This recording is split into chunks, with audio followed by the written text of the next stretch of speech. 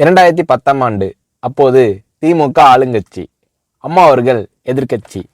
ஒரு பெரிய மிரட்டல் விடுத்து அம்மா அவர்களுக்கு எதிராக மதுரை மாவட்டத்தில் பல இடங்களில் போஸ்டர் ஒட்டியிருந்தார்கள்.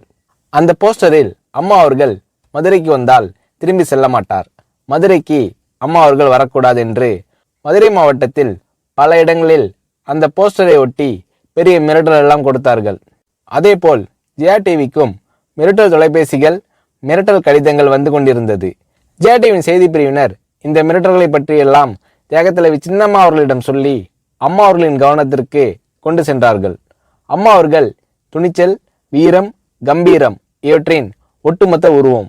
அதனால் புரட்சி தலைவி அம்மா அவர்கள், நான் மதுரைக்கு போய் தீருவேன், பொதுக்கூட்டத்தில் பேசியே தீருவேன், எது நடந்தாலும் எதிர்கொள்கிறேன் என்று சொல்கிறார்கள். ஒரு கட்டத்தில் ஜெயா டிவிக்கு மிரட்டல் எப்படி வருகிறது என்றால், ஜெயா டிவியின் அலுவலகத்தை வெடிகுண்டு வைத்து தகர்ப்போம், அம்மா அவர்கள் மதுரைக்கு வந்தால் ஜெயா டிவியை ஒழிப்போம், இப்படியெல்லாம் நிறைய மிரட்டல்கள் தொலைபேசியின் வாயிலாகவும் கடிதத்தின் வாயிலாகவும் வந்து கொண்டிருக்கிறது.